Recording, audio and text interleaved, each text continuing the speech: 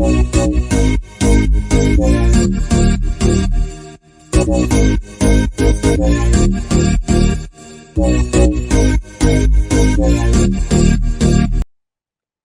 everybody. We are here today with Barbie Hurtado.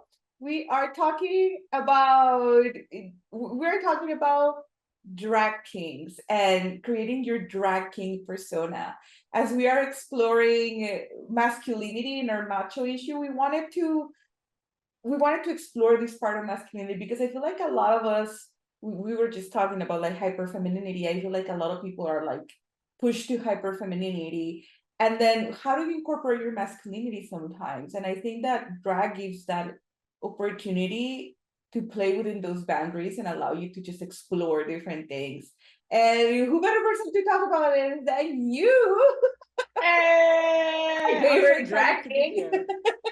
I'm so excited to be here Yeah. and talk to you. Yeah. And like when I saw your drag persona, I was like, oh my god, like that makes so much sense, like it makes so much sense. Like you bring in like your personality, you bring in your culture, you bring in like, and I think that that's one of the things that makes drag so interesting and a very like freeing space to explore gender norms. Uh, Yeah. would you say that's probably what like drew you to drag, or how did that journey started? Yeah. There's different things that drew me to drag. I've always loved drag, right? But like most people, I had never seen drag kings. It was Mhm. always drag queens.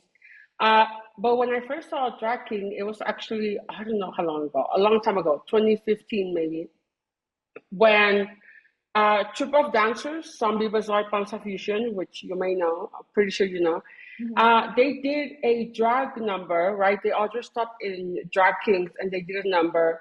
And I was just like mesmerized, right? I was like, what's happening? How are these people dressing in men's clothes and dancing?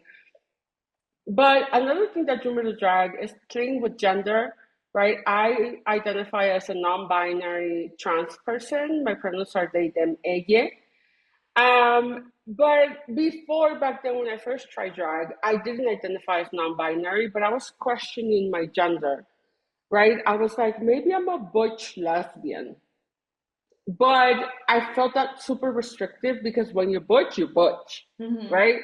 But sometimes I did like to do femme stuff, like wear a dress, put on lipstick and stuff like that. And I felt like somehow, I think it was just my own ideas, that somehow that wasn't allowed. Mhm. Um, so what drew me to drag was that play with gender, the gender fuck, the switching from masculine energy to feminine energy, somewhere in the middle, to like people looking at you and being like, "¿Qué eres?"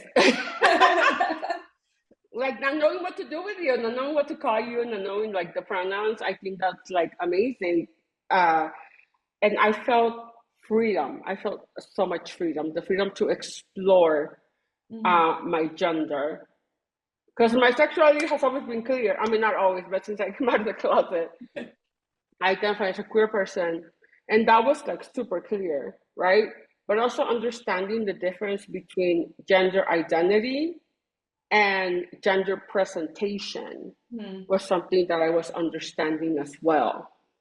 Yeah, and I think that that's one of the things that I feel kind of like has liberated us a lot is like this inclusion of like it's not like the break of the non-binary. I feel like I talk to this to like my younger friends. They're like they feel like it's something new, right? It's like no, I feel like that's something that we were exploring back when I was growing up as well.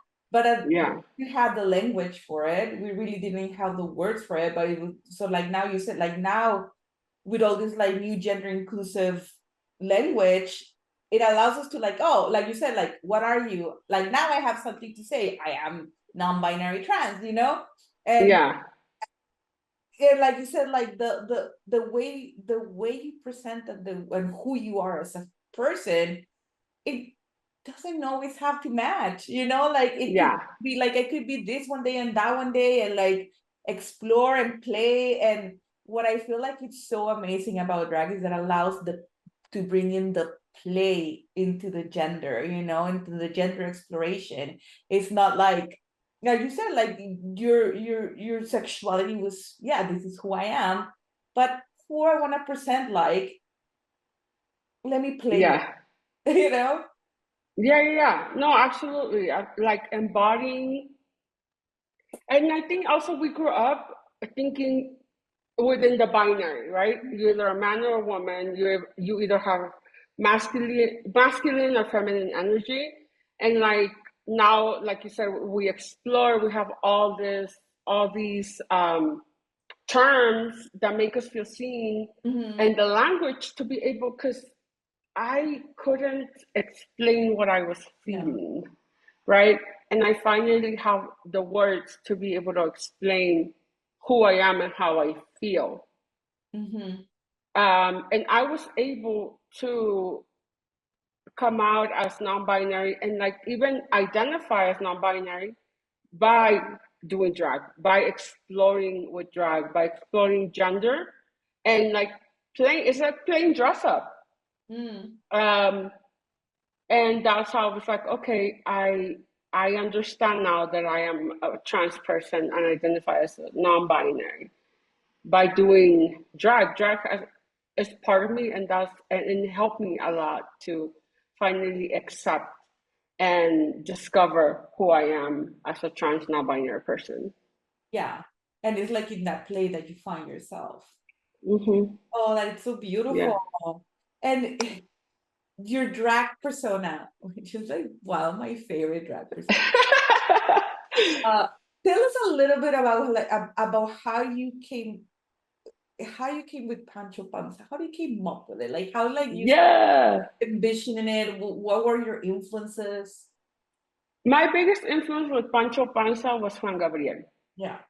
I've always been a fan of Juan Gabriel since I was a kid, right? And just it was affirming to see this like effeminate man being hella flamboyant, Yeah. right? Dancing and singing, and like everybody, men and women, just accepted him in like the Latina culture, right? Just being like, oh, that's Juan Gabriel. That's who he is, right? And I was watching his Bellas Artes concert the other day, and I was, how could anybody ever think this man is straight? Like, honestly. Yeah. But anyway, he was my biggest inspiration. When the very first time I started doing drag, I could not think of a name. Mm-hmm. And my friends were like, well, since you're Barbie, how about Ken? And I was like, I don't want to be Ken. And they're like, let's do Ken Te Quiere. So there's a flyer out there with me with a fucked up beard because I still didn't know how to do my my makeup. We were all exploring by then. And it was like Ken Te Quiere. And I was like, that does not fit me. Like I'm very Mexican, right? Like very Tejane. And I was like, let me just think on it. And I thought Pancho was a very Mexican name, very macho man, right? But I wanted to explore with a name like Pancho. That's a very macho name. When you think of Pancho, te imaginas, like this man con el sombrero, con las Yeah. botas, Like con la villa, your and tío like very macho. ranchero. Yeah, exactly. But then I was like, I want to explore with the name Pancho and be like this very flamboyant, effeminate man like Juan Gabriel. Yeah. But I needed another name, or something attached to it so it can hit. And I was like, okay, I'm fat and I love myself. I love my body. I'm very like in the like anti-fat phobia movement. I'm very into the fat liberation movement. So what better way than to attach panza to it? And then it's a play on words because there's Sancho Panza, Yeah. right? And the Don Quixote de la Mancha. So I think it fit great, right? Like Pancho Panza. And then as part of that identity, that name of Pancho Panza, I was like, Pancho has to shake his panza and Pancho has to show his panza and be proud of it, right? So that's how I came up with it. The very well, after the Que Te Quiere thing, the next time I did drag, I actually did a Juan Gabriel song and tried to embody Juan Gabriel. Right? Juan Gabriel has many iconic outfits, but one of his most iconic outfits, in my opinion, is a all like a purple outfit that's like purple pants, purple jacket, and it has a bunch of fringes Yes. here, here, the whole thing. And I was like, purple is my favorite color. This is destiny. Pancho Panza is gonna wear the most like over the top purple shit. Like I'm gonna throw up purple. Yeah. Um, and that's how my purple beard in Pancho Panza came about. Yeah. So yeah, it was that thing. It was the play on people expecting the Pancho name to be mas very macho, and I was like, I'm gonna be an effeminate freaking drag king, showing my panza and embodying Juan Gabriel.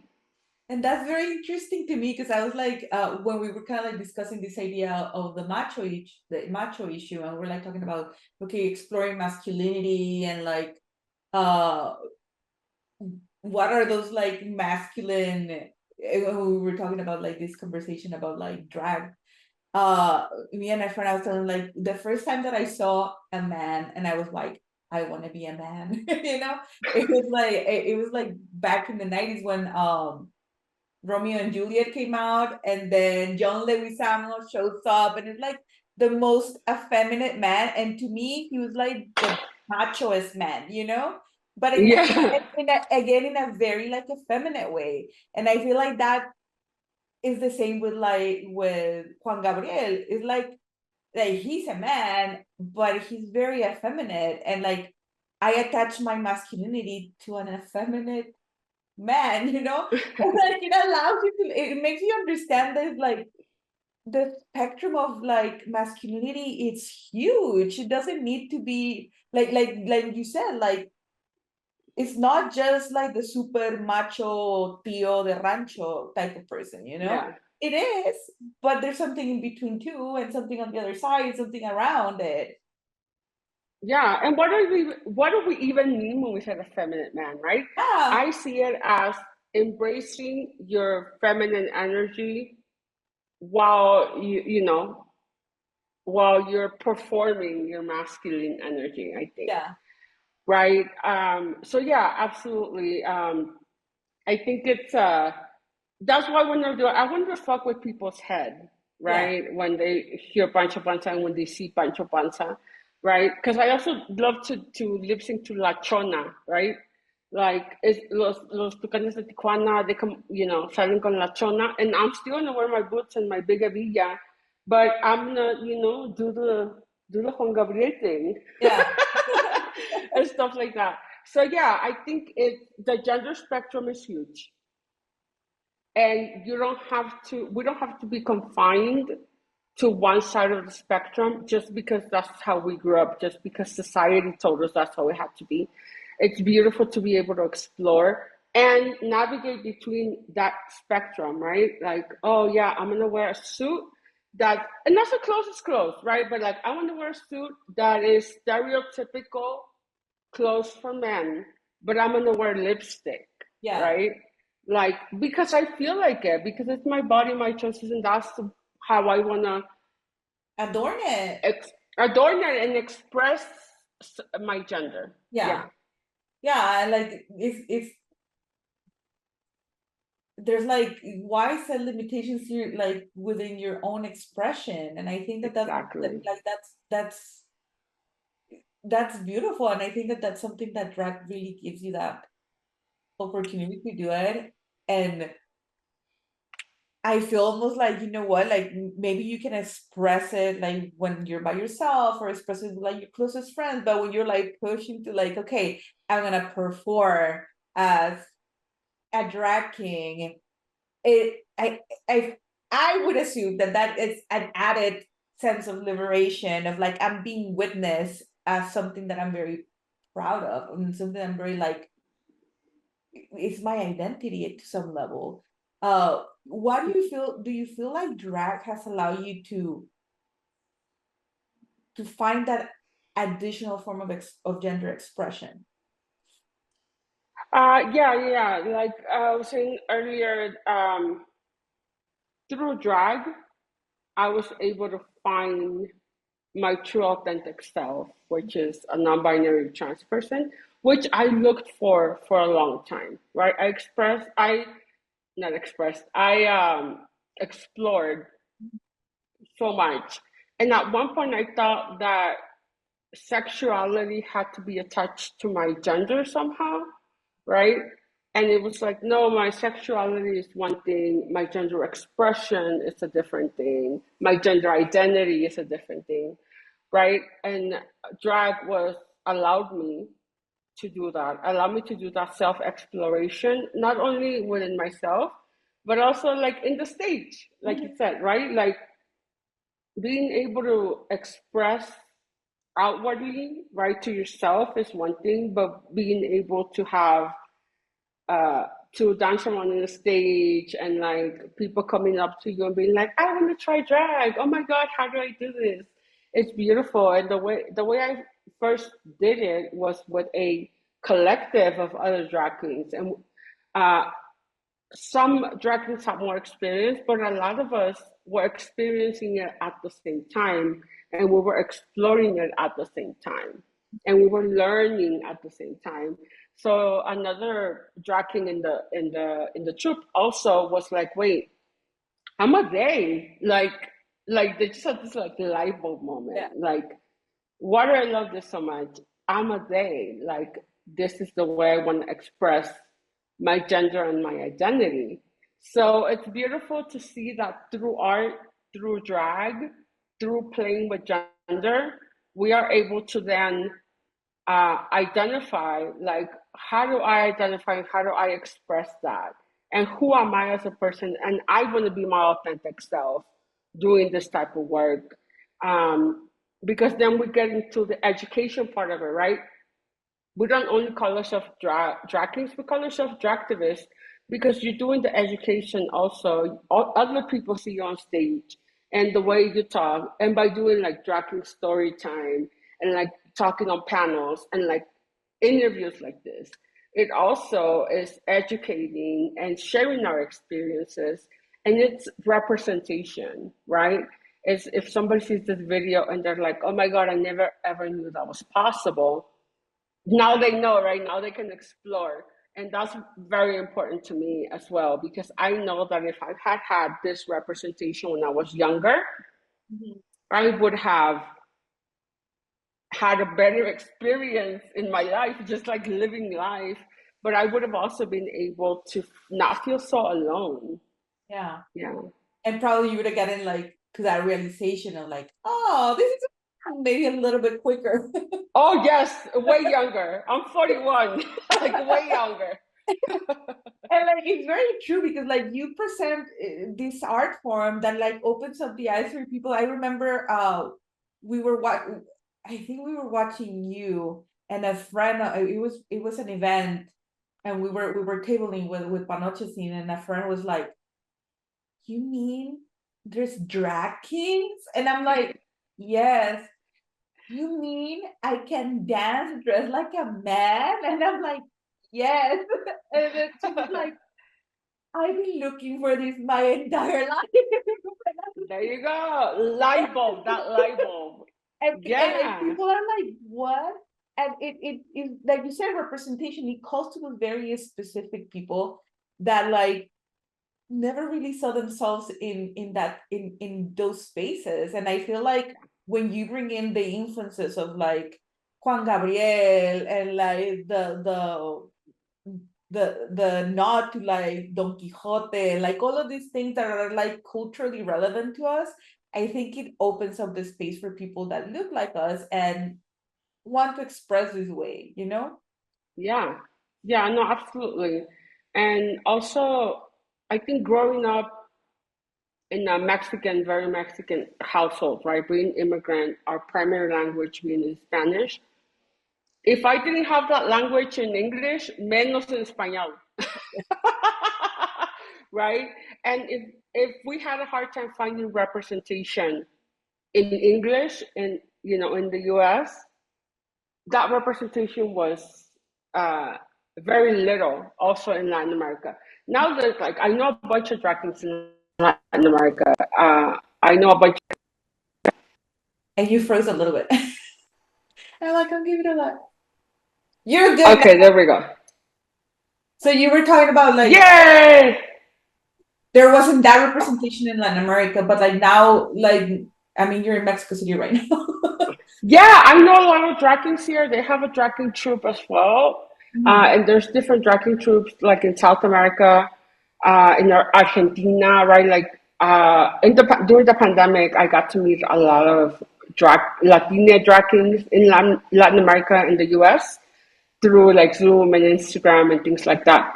So, so yeah, and also now I'm learning this language in Spanish as well, which is also representation, which is also being able to say, you know, hago drag.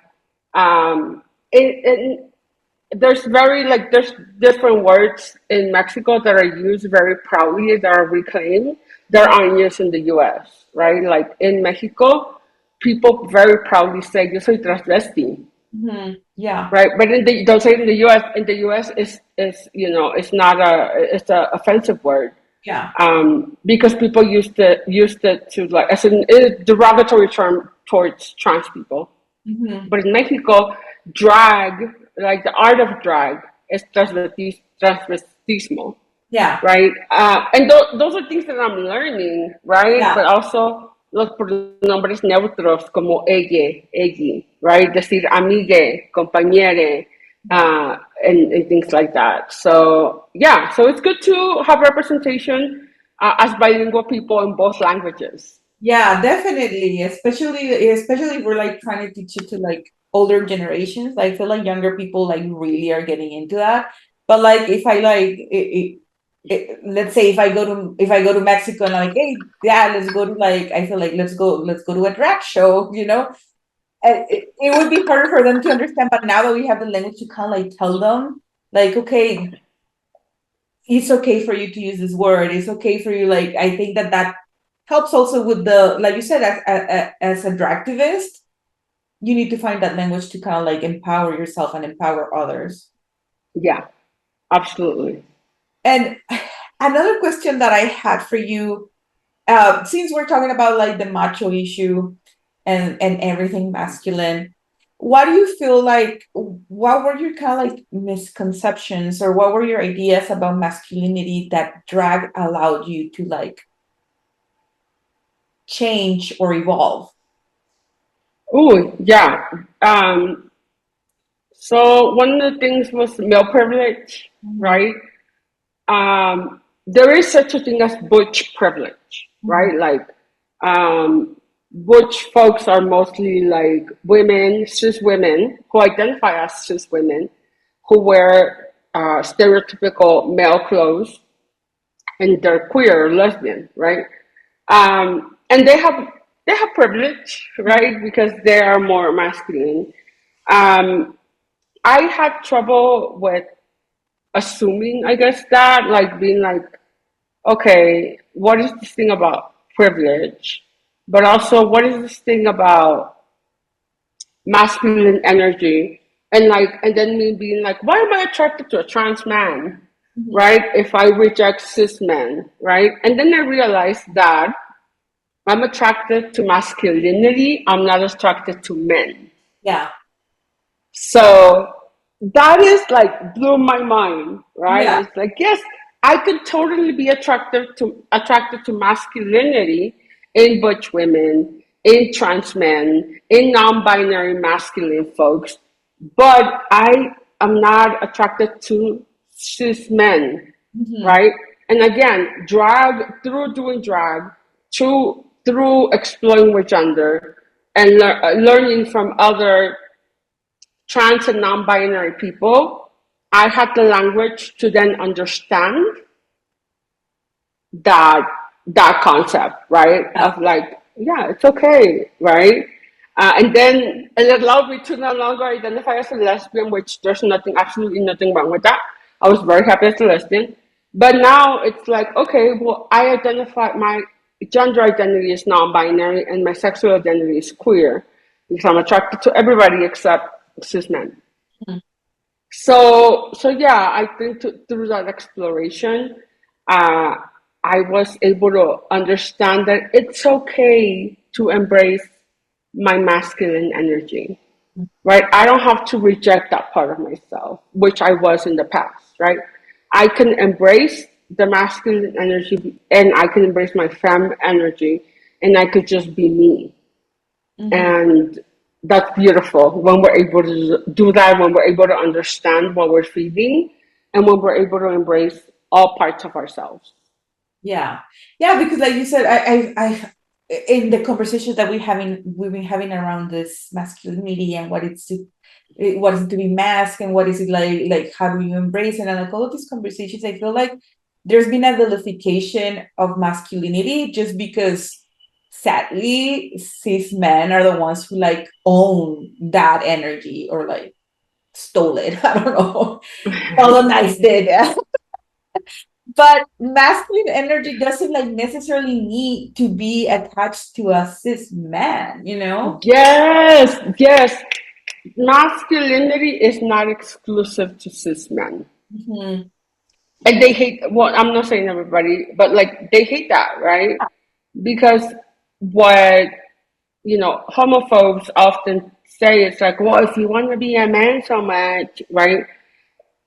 Stupid shit like that. And it's like, no, I don't want to be a cis man. I don't want to be a man at all. But I get to embrace my masculine energy, and it's not exclusive to cis men, Mhm. right? We are people who can flow between genders and sexualities and everything is a spectrum, Yeah. right? Nada es absoluto. So I think that yeah, the more we embrace it, the more we talk about it, the more representation we have, and the more we are able to explore and love ourselves for who we are. Yeah, and kind of like heal a little bit that relationship we have with masculinity, you know? Yes, And I think that that's yes. one of the things that like also what we wanted to talk to you about is because we are kind of like thinking to do this process in order to kind of heal our own masculine energy, we are thinking on doing our own drag personas. like, and Hey! like it's something that I've been wanting to do. It's something that I've been wanting to explore. Like I told a friend, like who would I be? Like who am I? Like back a little backstory when I was in my formative years, like in my between like 13 and probably 16, I was a huge fan, an Oasis fan, the Gallagher brothers. And what, like, I did drag one time as Noel Gallagher, and it was so good and it was so fun, and I embraced all that masculine energy. And like later on, like I remember how much I wanted to be that person and be that like embrace that cockiness. Um, so now I'm just like, who would I probably won't be an Oasis person. I would probably try to bring something else. But like, what are those tips? What tips do you have for somebody who wants to start exploring creating their own drag persona? Yeah, so a lot of people use different types of inspiration. Like, first of all, like I'm so excited that y'all are doing that.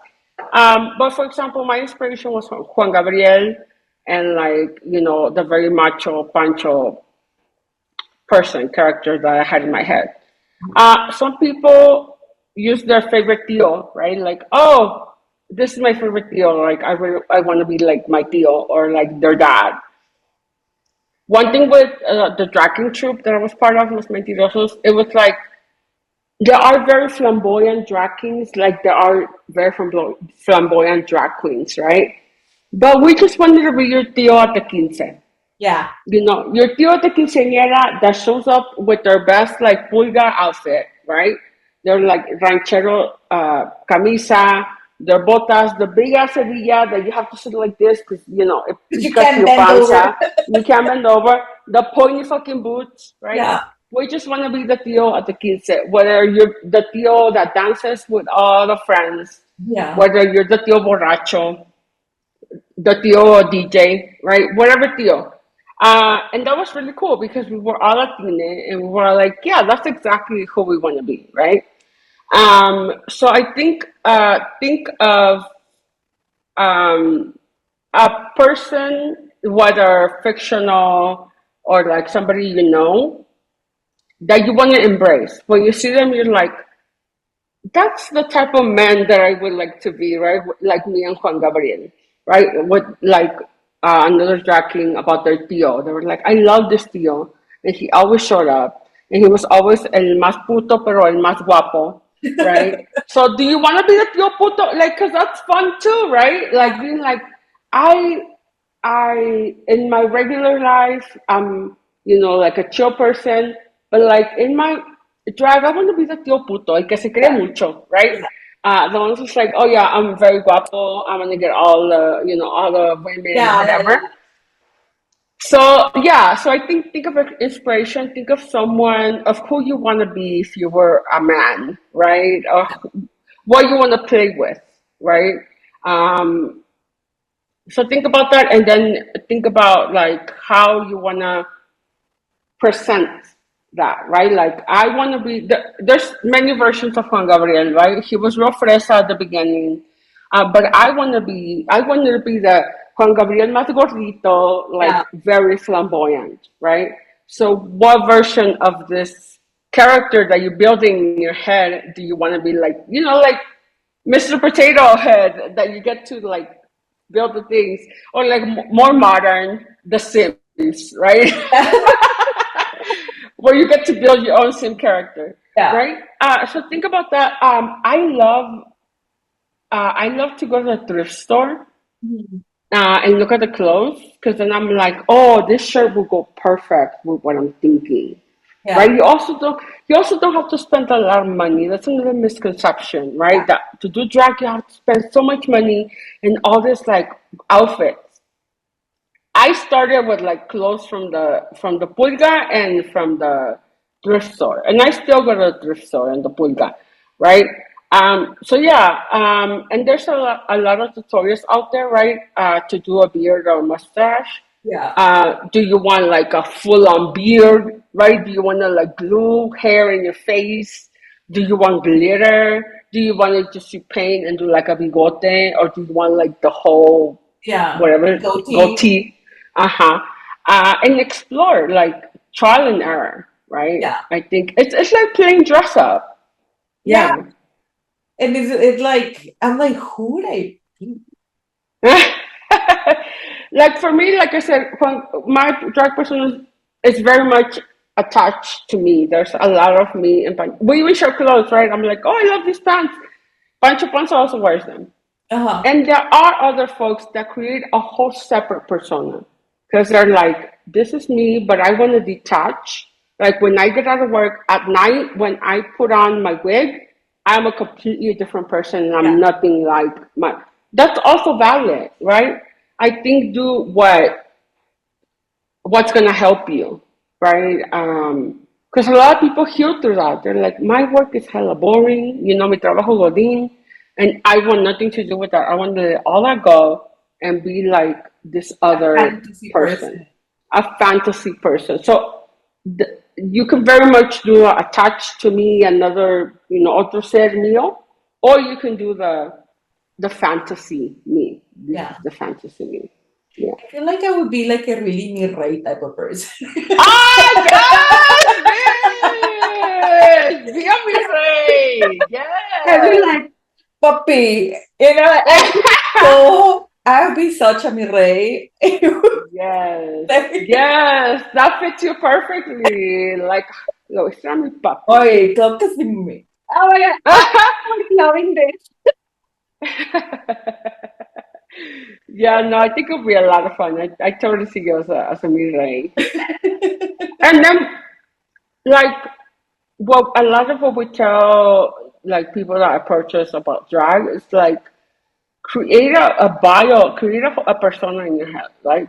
Like, and you don't even need to use that bio, right? But just be like, because that's gonna help you come up with a name, right? There's a lot of fun names out there, the drag kings and drag queens, right?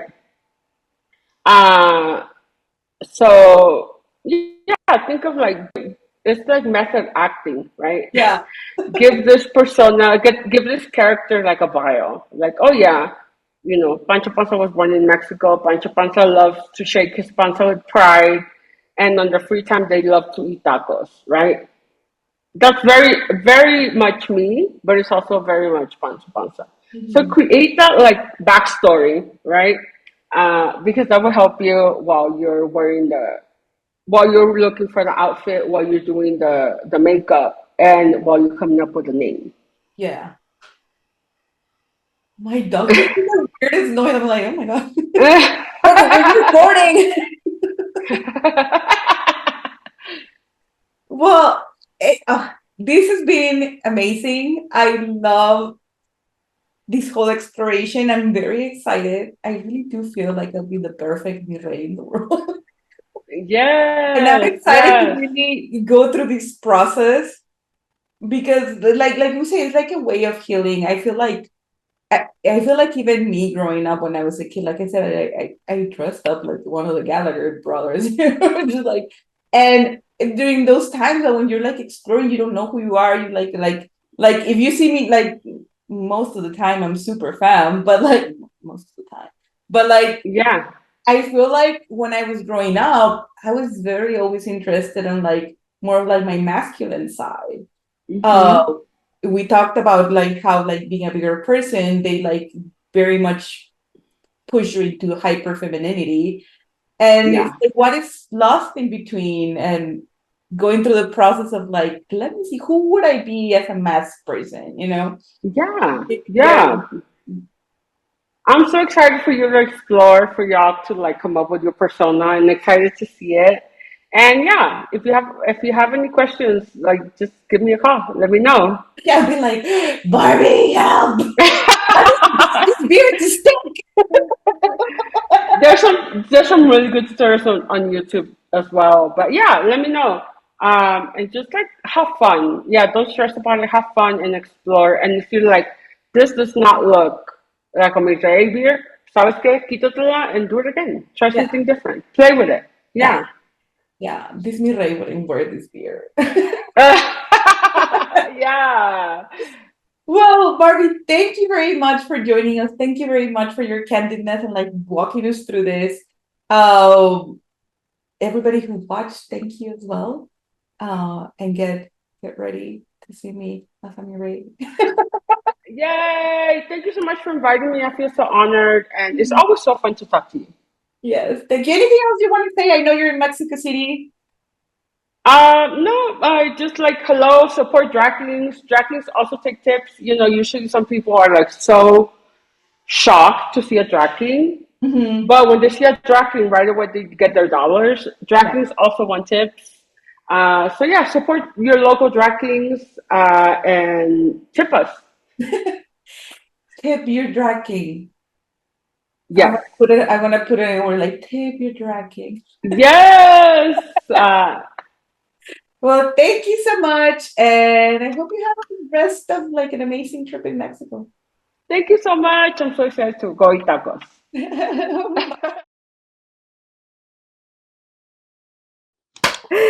So welcome, and we just watched the interview with Barbie, and that was very inspiring. We are ready to play. We're gonna play, creating our characters or drag personas. I feel like we got like really good tips, like create Yeah. a biography for this person. Go to the thrift store, which I did. I went to the thrift store earlier to see if I found anything. I did like look at some like videos on like chest binding or like to see if I wanted to go there, but let's see how this goes. Yeah. Yeah. I wanted to do it if I had like the big, like, like, I don't No. know, Yeah. but we'll figure it out. Anyways, so we took those tips and then we kind of like imagine our personas. We're going to talk to you about who they are in a little bit. Um, but yeah, this is what we're doing. We are creating our own personas. What are the inspirations behind your drag persona? So listening to Barbie talk about what you could pull from was actually really helpful to me to get my own like creative juices flowing. And for me personally, who I You love lucha. yeah, I feel I connect with lucha libre a lot.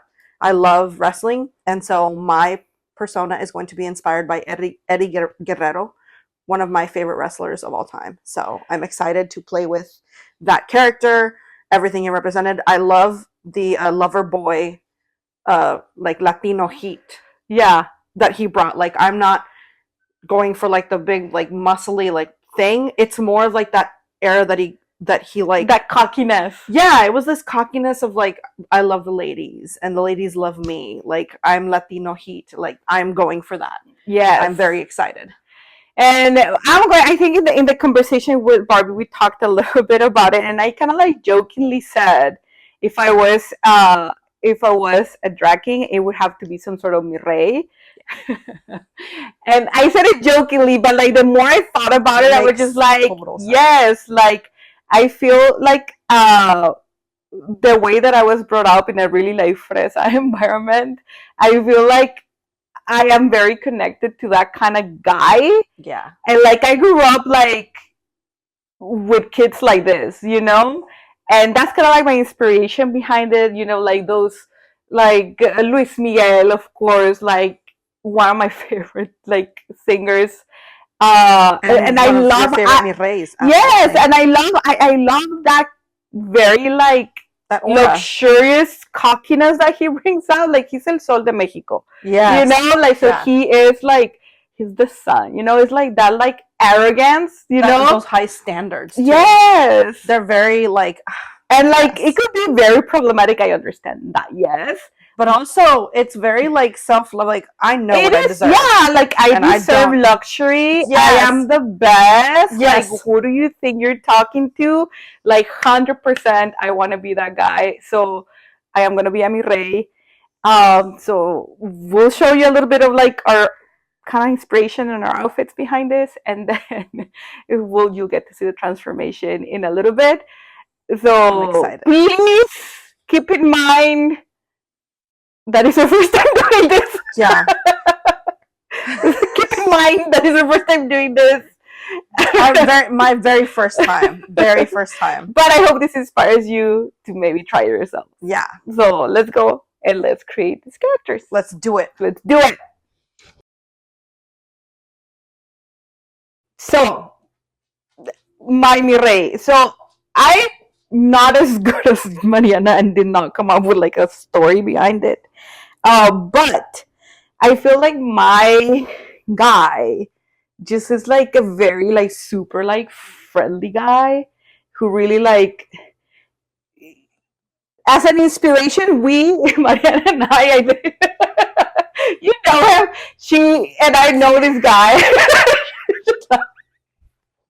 They can hear you too. You have the microphone on too. It's true. I can be heard. But yeah, I like your laughing.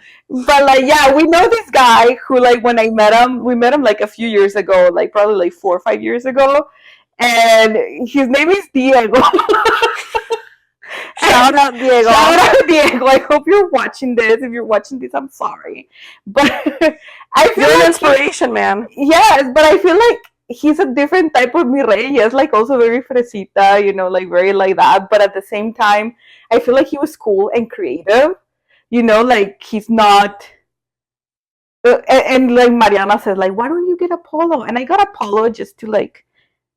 But this is not me. This is not mi rey. You know. But what do you think? Should I try this one on? I mean, I also want to hear you say again what you thought, because that was so funny what you said. So when I was looking for shirts, Mariana was like, why don't you just do a polo? And I'm like, yes, that's like typical mi rey outfit, a polo, but I don't feel like my guy would be cut dead on a fucking polo. Which is so in and of itself such a mi rey thing. Like, and I even found like a real fucking polo, like a polo by Ralph Lauren fucking shirt, and I'm just like, that's not me, but I got it in case I need it. But I feel like my guy is a little bit more creative than that. And like, you send me this image for reference, and I was just like, oh, you know what? Like, I like the kind of like reference. So I also am very inspired by like 90s heartthrobs, you know, like JTT and Devon Sawa, like all of those like guys Yes, with Devin with Sawa. like the sexy hair. Jonathan Brandis. Oh yes, and like this, I feel like this is something that he would probably wear. So I think I'm gonna probably use this as like the main piece around it. And I don't know why I don't have a pair of Ray-Bans. I feel like my personality, regardless, should have Ray-Bans. But I found this kind of like Ray-Ban looking glasses that I feel like this is like the Mireille signature glasses look. Yeah. So those are like the key pieces that I found. I'll play around with what else I have in my closet and whatever we can like find to see if we can come up with like a Mireille. Okay. So to be fair, because Carmen was being very complimentary and saying that I came up with my own story. The story that I have, it was not very hard. It kind of just came about on its own because my drag king persona is inspired by Eddie Guerrero himself. I pulled from the storylines of his. That's why mine is named Papi Lucho. It goes on the Papi Chulo persona that he played into. And his story is that he's an aspiring professional wrestler who dreams of one day becoming an intercontinental champion. That is what happened with Eddie Guerrero and his storyline as well. And I added in there that he is looking for his mamacita to be by his side. And that is why I went and got roses. This was one of the signature props that Eddie Guerrero would have whenever he would come out in his character. And this piece was actually, it's a thrifted piece that was already in my closet. I wear this because, I mean, even when I saw him growing up, I loved his style. It clearly impacted me because when I decided to emulate Eddie Guerrero, I went to my closet and realized I kind of already was doing it. I'm already a little bit dragged. I'm already a little bit like that. I remember when I first bought this, I said I'm in my Theo era when I would wear this. I think I said that to Carmen before. It's interesting. So that's the top I'm wearing, and I'm black slacks because he would do that. He would wear his button up with his black slacks. I already had these, and literally the only thing I went to buy were the roses that he gives out to his prospective mamacitas. This person like was already brewing. Yeah, the person was already brewing. I think he was already brewing because I've always looked up to that Latino heat suave thing that he had, and it really already existed in me. That's why I kind of just Papi Lucho just came out. Yeah, all it needed was like Barbie to like pull him out of me. I was like, oh, he's been there. He's been there, and he's ready to come out. So let's see how this goes. Okay, and I feel like my character is very based on like a 90s person. And since it's like kind of coming back, I feel like it would be really. But empezar, like when I did the interview, I didn't have my haircut. I just got my haircut, and I feel like I have this dream hair for like guys. I feel like men are like jealous that they don't have this haircut. The Mireille is already coming out. Do you hear that? So I want like this very like 90s, like late 80s, early 90s, or like I don't know. Like maybe like a 94, 95 kind of person. Mm-hmm. Because this gives me that, This gives me this kind of like boy band dude from the 90s. Yeah. So, no sé, alguien de BSB. Magneto or something like that. Yeah. And then like, I feel like in the 90s people, remember that this guy is like the creative one, So he wouldn't be like super clean cut. He'll probably wear like maybe a looser pant. Mm-hmm. Like guys back in the day used to wear. I think they're bringing it back, but like this kind of like baggy jean. Oh, they're definitely back again. So I have these baggy jeans that I think will fit kind of like that persona. Definitely, right? Like definitely not this. No, not that. But I feel like something like this would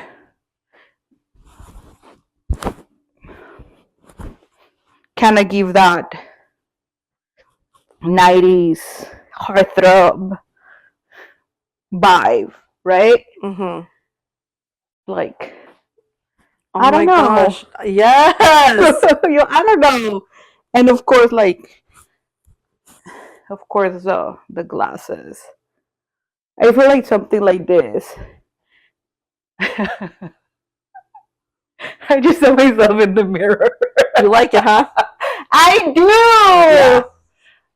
I looks do so like cool. it. It looks so cool. So right now I'm getting my hair ready. I'm gonna do like pin back and do a mullet, but I'm getting it wet first because I want it to have that like fresh, like bathed look.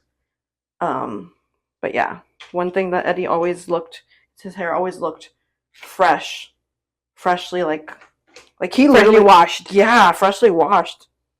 So I want to do that. I want to get that look. I feel like it's necessary. I really liked it, so I'm going Let's for see. that. Let's see how that goes. Let's see how it goes. And do you think you're gonna do any kind of facial hair? We were just talking about like Yeah. how. I would like to do like a mustache. Uh-huh. He had like the mustache, and I feel like I that is literally for my face when I put a mustache on, total transformation. I need it. Yeah. Well, let's see how it goes. Let's see how it goes. We're trying to give her like that mullet look. I think it's looking good. Well, we were talking about what was that show you said you were watching? Oh, we're here on Max, where you've got 3 former contestants from RuPaul's Drag Race. You've got, I know it's Shangela and Bob, the drag queen, off the top of my head, and there's a third one. And they go from city to city, small town to small town, having people do drag, healing the world with drag, and it's really a really cool show. It's really dope. There's 4 seasons in. They don't shy away from the ugly side of being out and proud. They don't shy away from the way they get treated in Certain places. but they also bring a lot of like positivity, and they talk about the healing like properties of drag. And I think that's part of the reason why we're doing this is because we want to kind of like heal certain parts of our own masculinity. But one of the things that we did say in the interview was like masculinity does not belong to cis men, cis hetero men. You know, it could belong to anyone who wants to explore that. And I feel like you need more volume.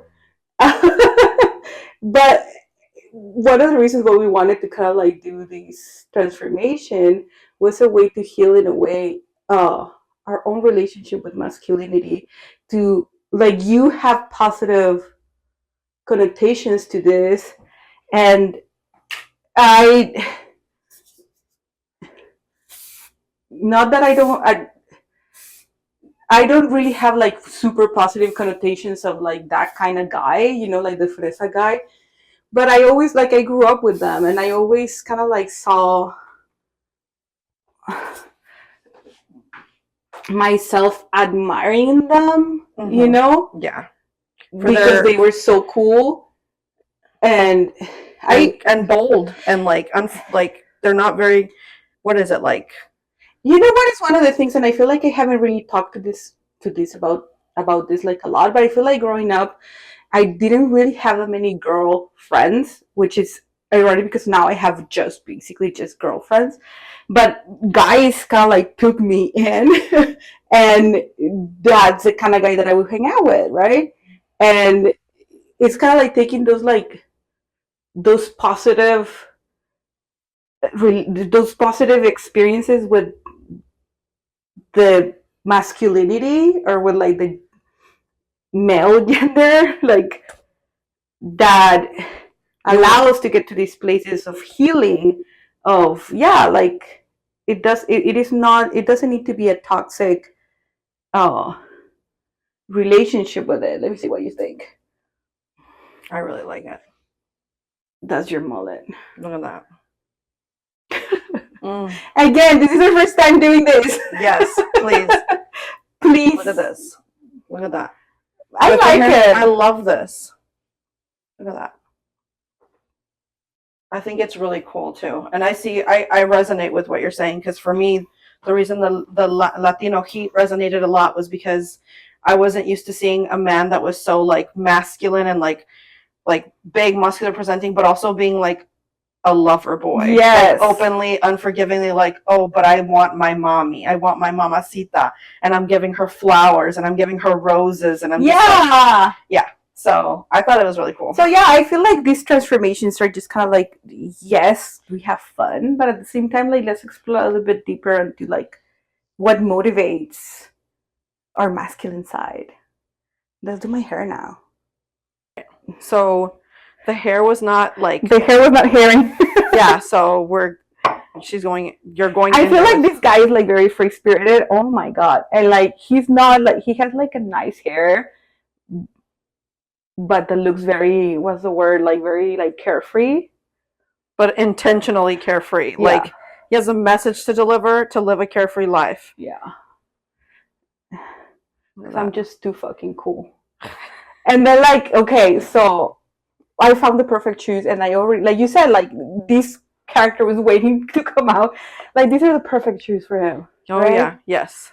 Like my Gucci loafers. Oh like yeah. I feel like I'm like a cool kid. Is it red? Is it red in there? Okay, I thought there was red. Oh no, there's a red hint there. Okay. Yeah, because they're fucking Gucci, dude. Yeah, because you wouldn't be Because I am the cool kid at the prep school. Like, now that I'm like talking about it, yeah, that's the kind of guy that I would hang out with back like when I was like in school. Yeah. I don't feel like this guy needs a mustache. I feel like I'm more of like a clean shaved dude.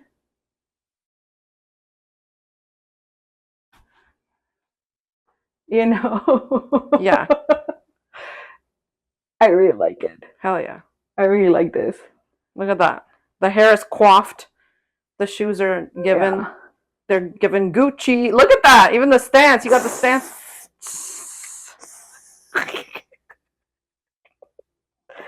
I like this. I wonder if like, I think that ultimately it's like, how do I bring this out like my regular self? Yeah. I feel like I do it when I'm like really confident, or like around like really people that I feel very confident around. Like Elsa, immediately when I told her like, all I wanted to be growing up was like one of the Gallagher brothers. Like I wanted that kind of like cockiness, like that kind of like relaxedness when they move, and she was like, I see it. Yeah. So like people that like really know me like see it, but I don't feel like I access it enough. So maybe like this transformation will help me like access it a little bit more. You're doing it right now, just in your stance. Yes, I am a cool dude. Yeah, you are. I am a cool dude. It's time to see yours. Oh, and yeah, it's time to see yours. All right.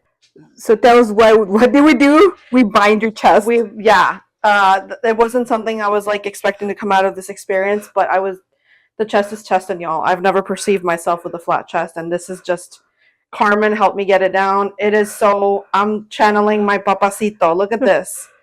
I look so damn fly. I look like I'm about to find my mamacita. Yeah. Look at that. Lover boy. Latino lover. It was so incredible how like just like binding your chest just like gets you in the character. What's up?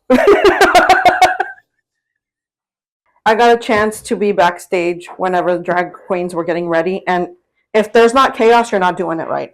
That's what I learned. This is a very chaotic episode, guys. If there's not chaos, you ain't doing it right. Yeah, and I think that's kind of like part of the fun. Like one of the things that Barbie was talking about, it was like just have fun with it. Okay. But yeah, that was a weird sound that came out of my mouth. Okay. Yeah. So, ready? Yeah. All right. So, the speed with which I put this mustache on cannot be understated. It took her like less than a minute. Carmen was looking for shoes, and in that time, she came out, and I was like, "It's done. I've done it." This is my first time doing a mustache, but I feel like it took you like no time doing it. The flower in my hair. absolutely necessary during the lover boy era for Papi Lucho, because he's a lover boy. He's looking for his mamacita. He is a bit of a short king though, and he has a little bit of a complex he's working through. So the boots do have a little bit of a heel. At the same time, though, he's about fashion. The boots, why I went with those boots. They were already in my collection, as we're starting to see, but 100% inspired by my dad, a true OG norteño king. He showed up in boots very similar to these, minus the heel, to my 3rd birthday party. The man is always in boots, cowboy hat, jeans. It's the norteño look. You got to go with that. A little nod to that, to like the. My dad is a fashion icon in that sense, norteño fashion icon. But here's the look, man. Yeah, I think we need to take pictures We got to, because I think we did great. I think we did great. We did. We killed it. Like the fact that, like, especially for the first time, I think we killed it. For the first time, we absolutely killed it. And it's so funny when I was like, I know what I'm gonna do. I watched the episode. I knew it was gonna be Eddie Guerrero. I walk into my closet and I'm like, well, there's the shirt, there's the pants, there are the shoes. He was in there, waiting to come out. Papi Lucho, coming to your city.